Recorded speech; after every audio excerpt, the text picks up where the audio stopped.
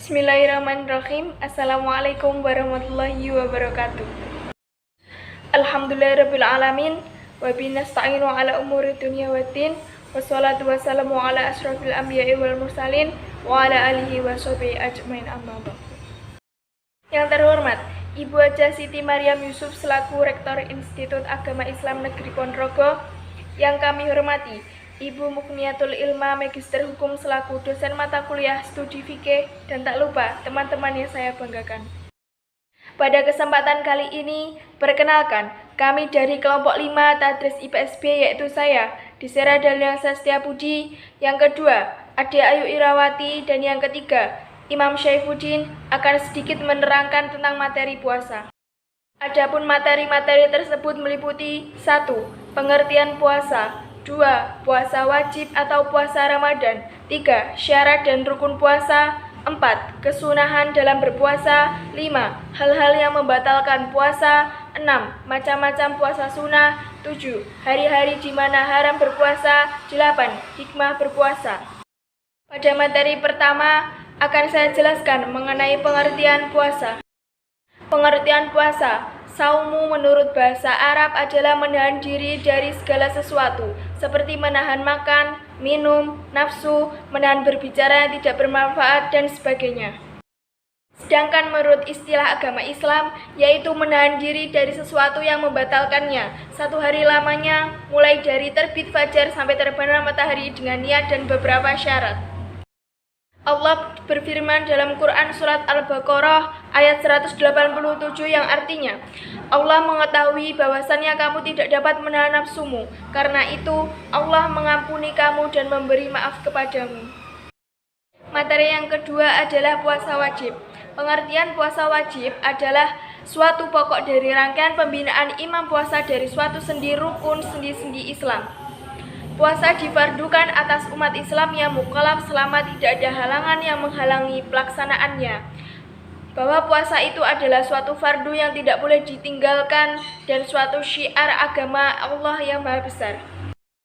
Kewajiban melaksanakan puasa merupakan kewajiban yang dibebankan kepada umat Islam yang telah balik, berakal, dan tidak ada alasan bagi umat Islam untuk tidak berpuasa pada bulan Ramadan, kecuali apabila orang tersebut secara syara boleh diberikan keringanan atau ruksyah. Namun, apabila seseorang tidak melaksanakan puasa, maka orang tersebut harus mengganti puasanya pada hari lain setelah bulan Ramadan berakhir. Materi yang ketiga adalah syarat dan rukun puasa. Syarat wajib puasa adalah 1. Berakal. Orang yang gila tidak wajib untuk berpuasa. Nomor 2. Balik atau di atas umur 15 tahun. Anak-anak tidak wajib berpuasa. Nomor 3. Kuat berpuasa. Orang yang tidak kuat, misalnya orang yang sudah terlalu tua atau sakit, tidak wajib untuk berpuasa. Syarat sah puasa. 1. Islam. Orang yang bukan Islam tidak sah untuk berpuasa. Nomor 2. Mumayyiz atau dapat membedakan mana yang baik dan mana yang buruk. Ketiga, suci dari darah haid dan nifas. Orang yang haid maupun nifas tidak sah untuk berpuasa, tetapi keduanya wajib mengqadha atau membayar puasa yang tertinggal itu secukupnya. Yang keempat, dalam waktu yang diperbolehkan puasa padanya, dilarang berpuasa pada 2 hari pada hari tasyrik, tanggal 11, 12, 13 bulan haji. Rukun puasa. 1. Niat pada malamnya, yaitu setiap malam selama bulan Ramadan. Yang dimaksud dengan malam puasa ialah malam yang sebelumnya, kecuali puasa sunnah boleh berniat pada siang hari asal sebelum zawal atau matahari condong ke barat. 2. Menahan diri dari segala sesuatu dari terbit fajar sampai terbenam matahari. Itu tadi sedikit penjelasan dari saya. Penjelasan selanjutnya akan disampaikan oleh Saudara Ade Ayu Irawati. Kesunahan berpuasa yaitu 1. Sahur walaupun hanya dengan seteguk air. 2. Segera berbuka sebelum melaksanakan sholat maghrib. 3. Berdoa saat berbuka. 4. Menyiapkan berbuka bagi orang yang berpuasa. 5. Bersuci dari junub, nifas, dan haid sebelum subuh. 6. Menjaga lisan dan semua anggota badan dari tindakan tidak terpuji. 7. Meninggalkan syahwat yang membatalkan puasa. 8. tidak berbekam untuk dirinya ataupun orang lain dan hendaknya tidak mencicipi makanan dan menghindari ciuman. 9. Berbuat baik kepada keluarga dan kerabat serta memperbanyak sedekah kepada fakir miskin. 10.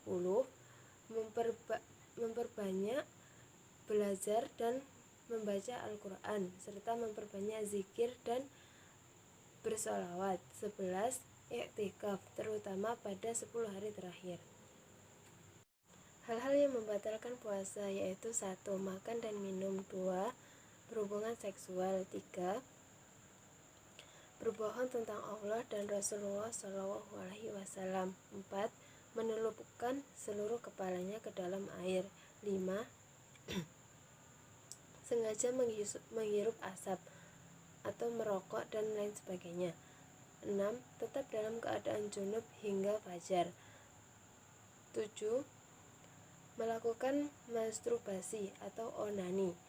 8. Melakukan injeksi atau suntikan dan di mana cairan-cairan suntikan itu mencapai perut. 9. Sengaja muntah. 10. Sengaja memasukkan sesuatu melalui kerongkongan atau pori-pori lainnya. 11. Melakukan perjalanan jauh, berpergian dari tempat kediaman menuju suatu tempat, kurang lebih jaraknya 1 farsa atau 48 km. Macam-macam puasa sunnah. Puasa sunnah adalah puasa yang dicontohkan oleh Rasulullah SAW dan dilakukan di luar bulan suci Ramadan. 1. Puasa setiap Senin dan Kamis. 2. Puasa pada setiap tanggal 13, 14, 15 setiap bulan Komariah. 3. Puasa pada hari Arafah yang dilakukan setiap tanggal 9 Zulhijjah. 4. Puasa Asyura yang dilakukan setiap tanggal 10 Muharram. 6. Puasa 6 hari di bulan Syawal. 5 tadi. Sekarang 6. Puasa Nabi Daud, yaitu puasa sehari puasa dan sehari tidak puasa. 7. Puasa yang dilakukan di bulan Syaban. Terima kasih. Selanjutnya akan dilanjutkan oleh Imam Saifuddin. Ya, selanjutnya waktu haram untuk berpuasa.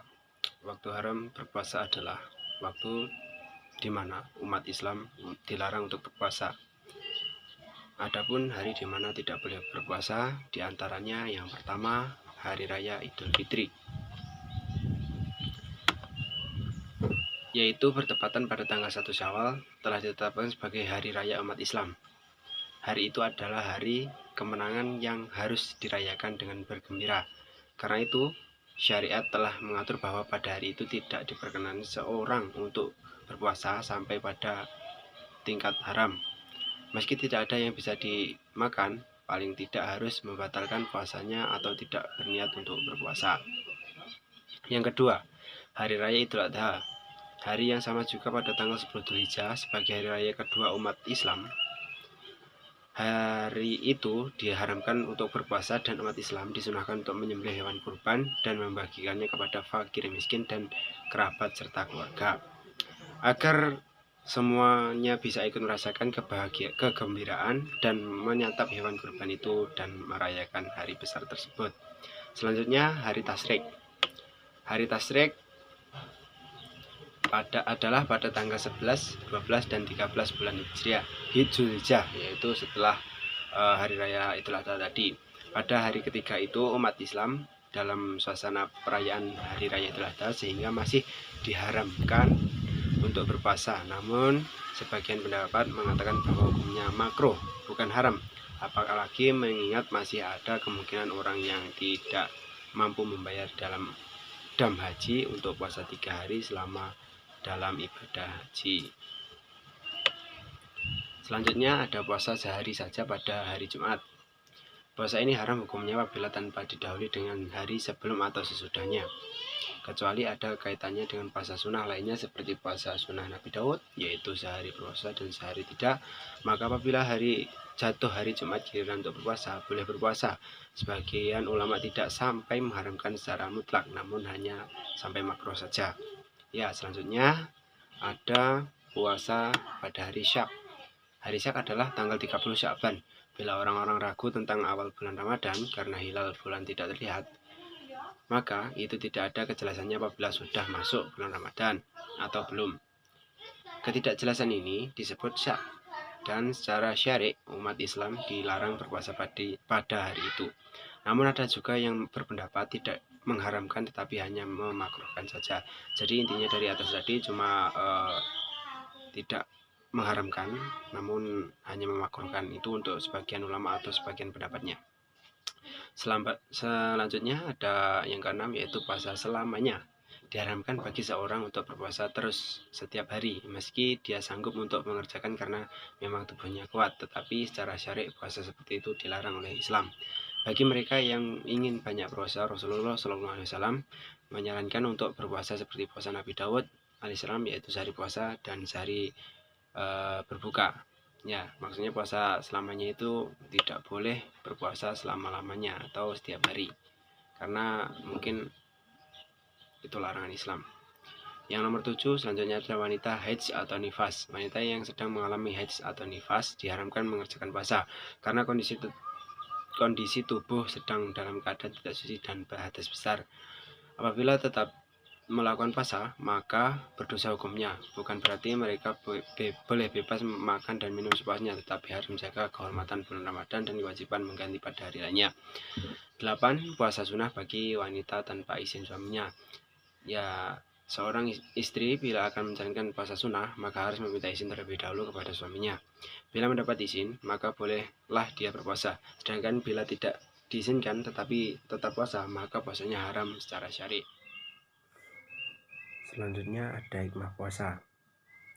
Mengenai hikmah puasa, ulama ahli tafsir menjelaskan bahwa sekurang-kurangnya ada 4 hikmah puasa.